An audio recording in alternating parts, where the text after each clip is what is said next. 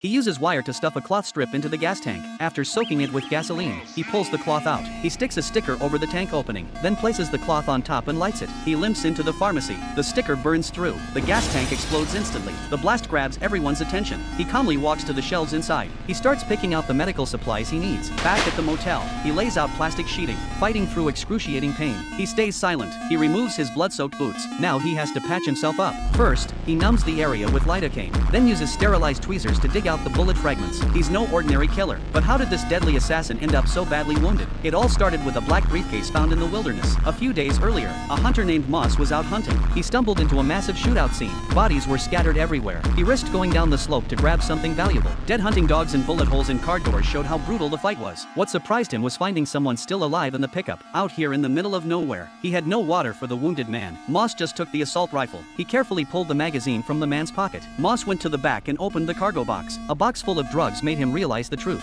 This wasn't gang warfare but a deal gone wrong. The wounded man asked him where the last guy went, because the last man usually takes the most valuable stuff. But this dying drug dealer only cared about water. Moss understood human nature. Before leaving, the drug dealer asked him to close the car door. He was afraid of wolves. But Moss, who lived here, knew there were no wolves around. He headed toward the tire tracks. Moss followed their trail back. As a hunter, he started thinking like his prey. After walking some distance, he spotted something. There was a figure under the trees in the distance. He carefully checked his watch to mark the time. After waiting quietly, he observed again. The figure under the trees hadn't moved at all. Moss knew what that meant. He carefully approached the target. This guy had been dead for a while. Moss took the gun from his hands. The black briefcase held exactly $2 million.